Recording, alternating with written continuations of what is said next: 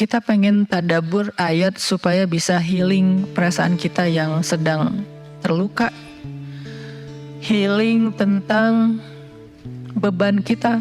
Gimana cara biar kita tuh, kalau bahasa terapis tuh, rilis beban, masalah, curhat supaya rilis gitu kan, rilis curhat. Oke, itu salah satu metode. Terus apa metode lain untuk kita rilis atau kita bisa healing dengan ayat-ayat Al-Quran? Tadabbur.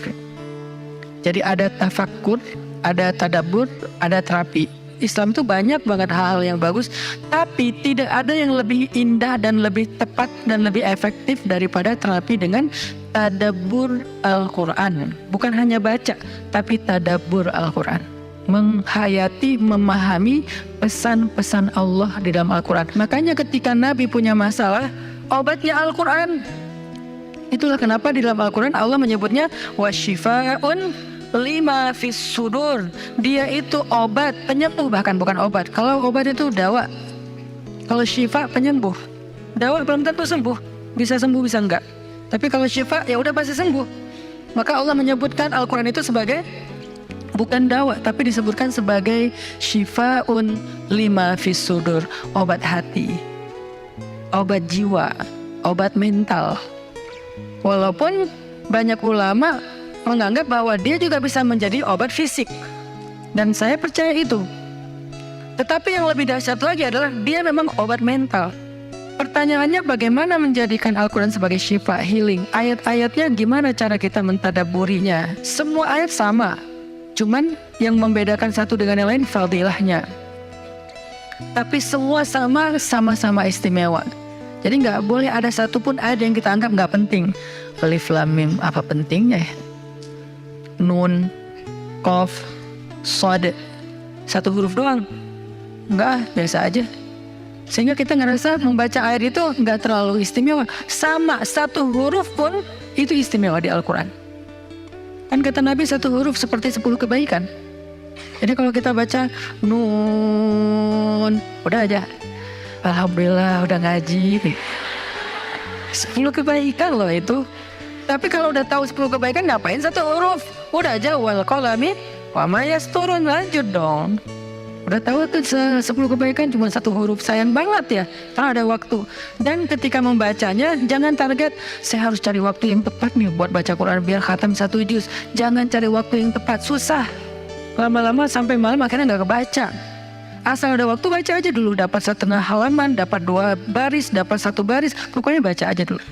Jadi tadabbur, cara untuk bisa menjadikan Al-Quran sebagai syifa, tadabbur. Bagaimana dulu Nabi, sahabat, orang-orang solih mentadabburi Al-Quran?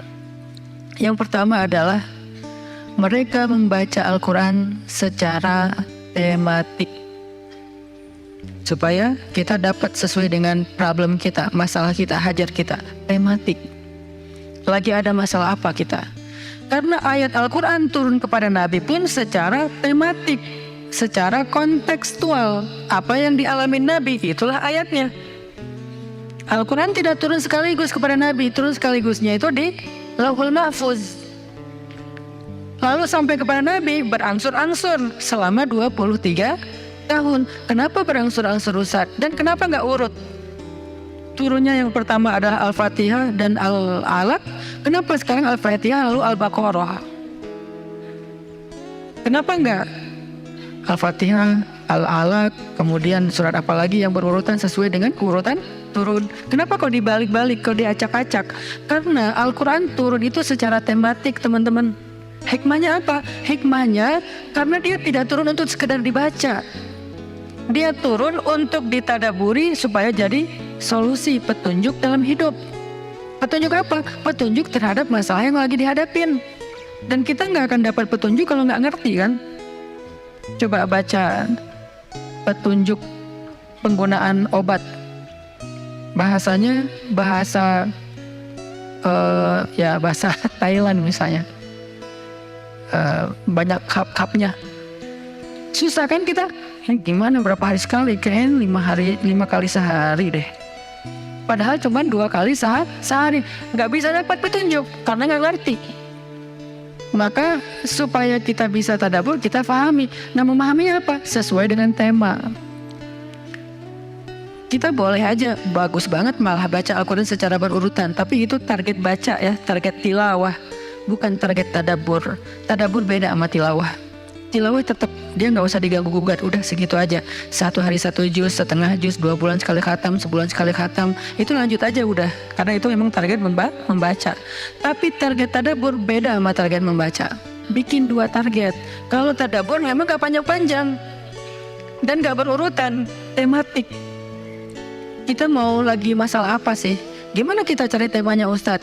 1, bisa nyari ke Simbah Google, ayat tentang, klik keluar. Buat kita yang mungkin kita sama nih dengan saya, masih sama-sama belajar, paling gampang tadi nanya aja ke Google, pakai aja indeks. Atau cara yang lebih, ini kalau mau, saya beberapa kali nyoba soalnya, kalau mau bukan ngetes ya, kalau mau agak sedikit lebih seru nih, agak lebih seru. Tapi kalau belum berhasil jangan salahin saya. Kalau agak lebih seru nih, saya suka gini, pegang Quran, lagi ada masalah nih, Bismillah, ayatnya pas, wah ini saya banget nih. Bisa kayak gitu juga metodenya. Jadi kayak minta dibimbing sama Allah aja gitu. Tapi kadang-kadang dapat ayatnya tuh nggak sesuai tema saya, Ustaz, kata kita. Padahal kata Allah ini yang kamu butuhin tuh ini nih. Bisa gitu juga dengan syarat membukanya pakai Bismillah, bukan membuka yang itu ya Allah ya, yang itu ya. Jangan maksa. Allah lebih tahu. Bismillah. Ayatnya tentang makanan. Oh mungkin kita masalahnya emang masalah berat badan mungkin, atau masalah mubazir mungkin, sehingga merembet kemana-mana. Allahu alam. Tapi kalau mau lebih jelas ya udah cari pakai yang tadi, dapat ayatnya secara tematik.